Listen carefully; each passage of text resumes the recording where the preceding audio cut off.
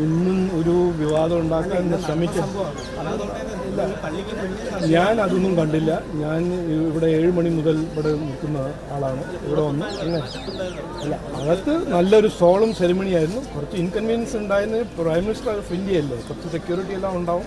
അതിൻ്റെ ഒരു ഇൻകൺവീനിയൻസ് ഉണ്ടായെങ്കിൽ ഞാൻ മാപ്പ് ചോദിക്കുന്നു. അത് മാത്രമേ എനിക്ക് പറയാനുള്ളൂ. സത്യാജിജി PM സന്ദർശിക്കുമ്പോൾ അത് ഇത്തരം അക്രമസംഭവങ്ങൾ കഴിഞ്ഞ ദിവസം റിപ്പോർട്ട് ചെയ്തിരുന്നു. അത്തരം അത് നടത്തുന്നവർക്ക് കൊടുക്കുന്ന കൃത്യമായ ഒരു സന്ദേശമാണ്. ഞാൻ പറഞ്ഞില്ലേ, ഇതിനെക്കുറിച്ച് നമുക്ക് സമയമുണ്ട്. ചർച്ച ചെയ്യാൻ ഞാൻ തയ്യാറാണ്. ഇതെല്ലാം ചർച്ച ചെയ്യണം. പക്ഷേ ഇന്ന് ക്രിസ്മസ് ആണ്. നമ്മൾ ഈ വിവാദത്തിൽ ഇന്ന് പോകണ്ടെന്നാണ് എൻ്റെ ഒരു അഭ്യർത്ഥന. നമ്മൾ നാളെ മറ്റന്നാളെല്ലാം സമയമുണ്ടല്ലോ. ഇതെല്ലാം എന്നോട് അന്ന് ചോദിച്ചോളൂ. എന്തോ പൊളിറ്റിക്കൽ വിഷയം എന്നുള്ളതല്ല, ഈ സഭാനേതൃത്വം സ്വതന്ത്രമായിട്ട് ക്രിസ്മസ് ആഘോഷങ്ങളിൽ പങ്കെടുക്കാൻ അവസരമൊരുക്കണം ആവശ്യപ്പെട്ട് ആഭ്യന്തരമന്ത്രിക്കും കത്ത് കൊടുത്തിട്ടുണ്ട്. അപ്പം ഇങ്ങനെയുള്ള സന്ദർശനങ്ങൾ അല്ല, ഞങ്ങൾ അങ്ങനെ നോക്കൂ ഈ നാട്ടിൽ, ഈ ഇന്ത്യയിൽ എല്ലാവർക്കും അവരുടെ വിശ്വാസവും അവരുടെ ഫെസ്റ്റിവൽസും ആഘോഷിക്കാൻ എല്ലാവിധ അവകാശമുണ്ട്. അതാണ് നമ്മുടെ ഭരണഘടനയും കോൺസ്റ്റിറ്റ്യൂഷണൽ ഡെമോക്രസിയിൽ ഏറ്റവും പ്രധാനപ്പെട്ട ഒരു ഫാക്റ്റ്. ഇനിയിപ്പോൾ ആരെങ്കിലും എന്തെങ്കിലും ഭരണഘടനയും കോൺസ്റ്റിറ്റ്യൂഷൻ്റെ എതിരെ എന്തെങ്കിലും ചെയ്യുന്നുണ്ടെങ്കിൽ അവരെതിരെ നടപടി എടുക്കണം. അതല്ല ഫാക്റ്റ്.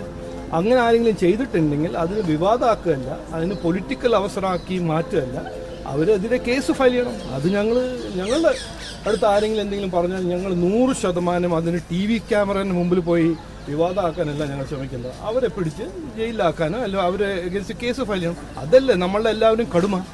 പബ്ലിക് ലൈഫിലുണ്ടെങ്കിൽ തെറ്റ് ചെയ്യുന്നവരെ കണ്ട് മനസ്സിലാക്കി അവരെതിരെ കേസ് ഫയൽ ചെയ്യണം. അതിനെ കൊണ്ടുവന്ന് ഇവിടെ വിവാദമാക്കി ജനങ്ങളുടെ നടുവിൽ ഒരു വിഭജനം കൊണ്ടുവരാൻ ഒരു ശ്രമം, അതാണോ ചെയ്യേണ്ടത്?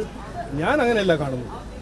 എൻ്റെ മുമ്പിൽ ആരെങ്കിലും എന്തെങ്കിലും പറഞ്ഞാൽ ഞാൻ ഉടനെ എൻ്റെ ഒരു കർത്തവ്യം, ഒരു കടുമയായിട്ട് ഞാൻ അവരെതിരെ കേസ് ഫയൽ ചെയ്യും. അവരെതിരെ അണ്ടർ ലോ എന്താണ് പ്രൊവിഷൻ അത് ഫയൽ ചെയ്യണം. അതാണ് ചെയ്യേണ്ടത്. ആസ്ഥാനത്ത് ഉപരാഷ്ട്രപതി വന്നപ്പോൾ ഉപരാഷ്ട്രപതി അവിടുത്തെ ആൻഡ്രൂസ് താഴത്തെ പിതാവിനോട് പറഞ്ഞു ഓൾ ടൈം വിത്ത് യു എന്ന്. സമാനമായി പ്രധാനമന്ത്രി ഇവിടെ എത്തിയപ്പോഴും എപ്പോഴും ഒപ്പം ഉണ്ടാവും എന്നുള്ളൊരു വാക്ക് എല്ലാം നോക്കൂ. ഇത് ഞങ്ങളെക്കുറിച്ച് കുറേ കാലമായിട്ട് പ്രചരണം നടത്തിയത് ഞങ്ങൾ ഇതാണ് മറ്റേതാണെന്നെല്ലാം പറയുന്നത്. പ്രധാനമന്ത്രി 2014 മുതൽ ഒറ്റ കാര്യം കൺസിസ്റ്റൻ്റ് ആയിട്ട് പറഞ്ഞത് എല്ലാവരുടെ ഒപ്പം എല്ലാവർക്കും വേണ്ടി സബ്കാ സാത്ത് സബ്കാ വികാസിന് വേണ്ടിയാണ് അദ്ദേഹം പ്രവർത്തിക്കുന്നത്. അദ്ദേഹം അതിന് വിശ്വസിക്കുന്ന ഒരാളാണ്. അതാണ് നമ്മുടെ പാർട്ടീൻ്റെ ഐഡിയോളജി.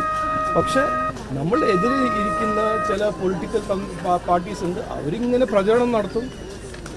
1.4 ബില്യൺ ഇന്ത്യൻസിലുള്ള ഈ രാജ്യത്തിൽ ചില കാര്യങ്ങളെല്ലാം നടക്കും. ചില വട്ടുള്ള ആൾക്കാരും ഉണ്ടാവും, ചില തെറ്റെല്ലാം ചെയ്യും. അതെല്ലാം ഞങ്ങളുടെ തലയിൽ വെച്ച് കെട്ടിവെക്കുന്ന ഒരു പോളിറ്റിക്സ് ചെയ്യുന്നത് കോൺഗ്രസും CPM അല്ലേ? അല്ല, ഇന്നലെ നമ്മൾ മുഖ്യമന്ത്രി പറഞ്ഞത് കാണുമ്പോൾ തന്നെ എനിക്ക് ചിരി വരുന്നു. 10 കൊല്ലം ഭരിച്ച് അദ്ദേഹം ഭരിച്ച ഒരു നാടിൽ ഇന്നാണ് അയാൾക്ക് അദ്ദേഹത്തിന് ഇതിനെക്കുറിച്ച് പറയാൻ ഒരു അവസരം. എന്താ സംഘ് ഇതാണ് ക്രിസ്മസിന് സമയം പറയേണ്ടത്.